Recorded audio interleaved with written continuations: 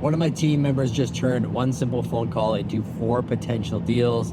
Let me explain. So back in 2017, a client inquired on one of my properties, and I believe I actually showed it to them.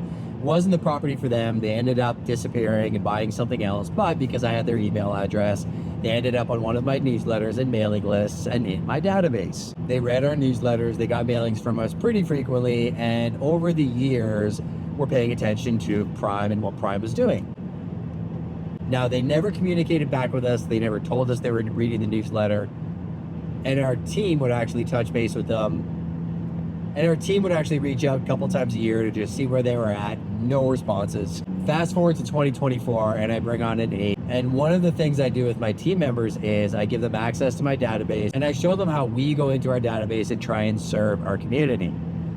And it's not rocket science. We are not trying to sell people. Nobody wants to be sold, but everybody loves shopping with friends. So this agent came onto my team, listened to what I told him, and like clockwork was following up with this guy, sending him emails, text messages, trying to reach out by phone. Zero response. Fast forward to October 2025, and he just picks up the phone and dials, probably in his head thinking, this is gonna go nowhere. This guy is not engaged with us. Literally has been in the database for 7 years, has never put his hand up once. Something that a lot of agents, or probably you are even thinking in this video right now, and the guy picks up his phone. My team member does a great job identifying what this guy's problem is. Problem is he's trying to sell a very unique property. Guess what we're really good at? Selling very unique properties. So he gets us an appointment. We go to the property, have an incredible tour. These people have one of the coolest properties I have ever seen. We actually did photography there today. And don't be shocked if it ends up hitting at the Prime. So don't be surprised if it ends up hitting the Prime deal of the week or comes to the market in the future with us. But we had such a blast with these people. He's actually in sales and she is in medicine and wellness. I don't want to explain too much about it, but two very unique and very passionate. We broke down how we operate as a company. We're actually working on a formal opinion, value, and strategy for that specific property, but we hit it off. And then the seller actually called me the next day. I picked up my phone. We had a great conversation about a few other mandates that he's working on. And he asked us, do you do commercial? Do you guys do farms? And I was like, we sure do. You're at Prime. Prime literally does everything. So we have a farmers division, a commercial division, and we are actually equipped to take on all of those types of businesses. So you don't have to hire 9 other brokerages. You can just stick with one. You will get our strategy, you'll get our ethics, you'll get our systems, and we're ready to rock. So now we have those appointments. Now I was in the office today talking to a bunch of other agents and sharing the case study, because I can tell you so many other agents in this business, and anybody who's an entrepreneur in any sales of any type, many times doesn't feel like picking up the phone. They don't feel like knocking on the door. They feel like they're bothering people. They literally talk themselves out of the sale before they even pick up the phone or send the message.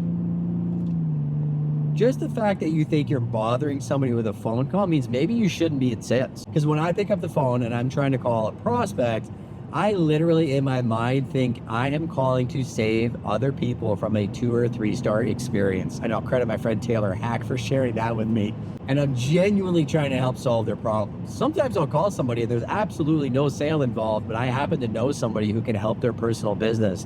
Or maybe they're struggling with something personally. I have somebody in my network that can help service that person in another capacity, completely outside of a real estate transaction. And if you come in with the right intention, here is the truth about real estate, sales, and success in general.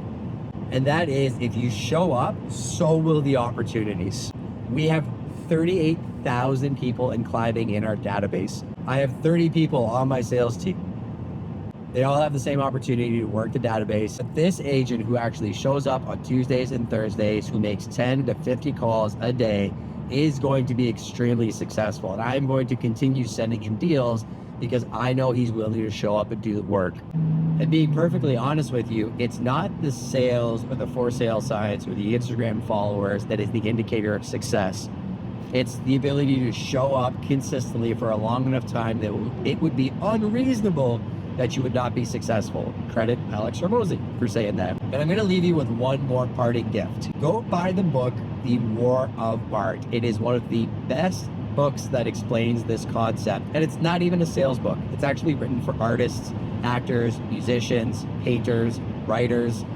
And the whole concept is You may show up 364 days a year to do your work and stare at a blank screen or not even know what to write and fail.